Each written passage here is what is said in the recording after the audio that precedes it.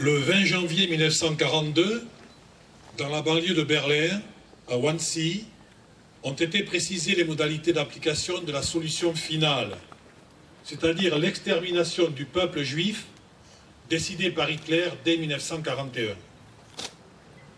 Septembre 1942, les armées hitlériennes ont atteint la Volga et sont aux portes du Caire. Le régime nazi paraît invincible.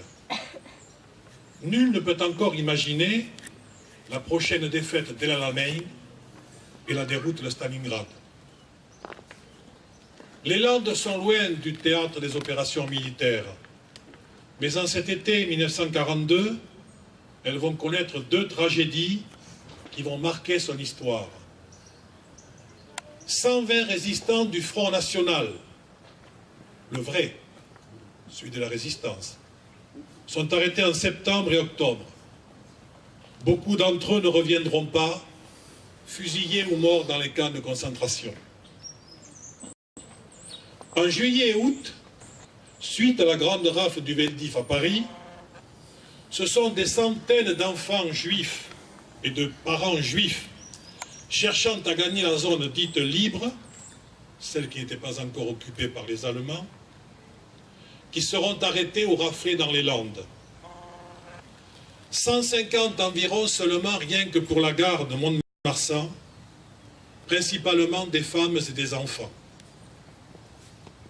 En ce terrible mois de septembre 1942, il y a 72 ans, 25 enfants sur les 29 petites victimes vont partir en fumée à Auschwitz, pour la seule raison qu'ils étaient nés juifs.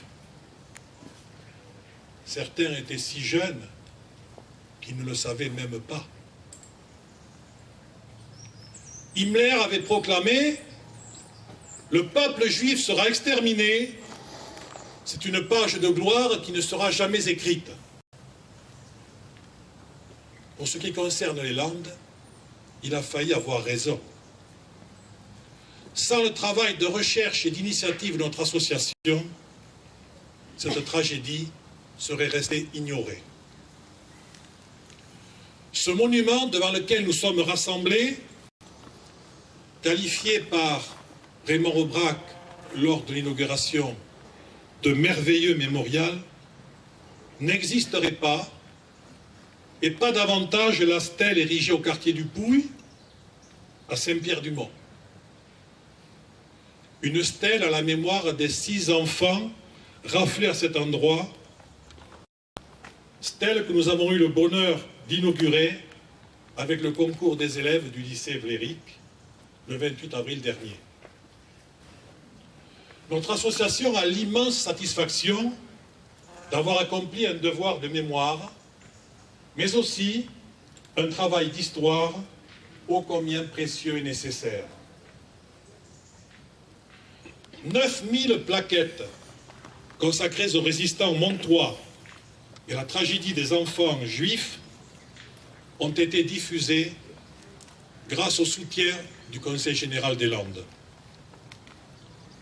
Un travail de mémoire qui doit être poursuivi, comme en témoignent les pierres gravées au nom des 5 petites victimes, ici exposées et qui attendent de retrouver leur place sur le monument qui leur est consacré. Le président de la République, François Hollande, ayant solennellement déclaré que, je cite, « Pas une mémoire ne sera perdue », nous avons bien espoir que le représentant de l'État dans le département donne son accord pour que soit honorée et respectée la mémoire de ces 5 innocentes victimes.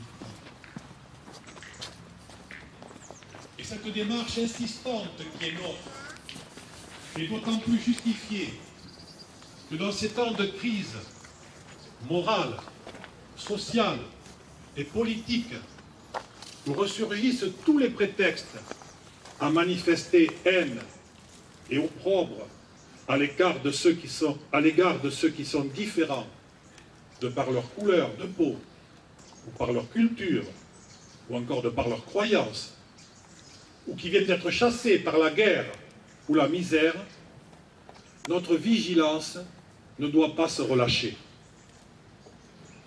Car, répétons-le, l'antisémitisme et le racisme, point de départ du génocide des Juifs et des Tsiganes durant la Seconde Guerre mondiale, ne sont pas éteints.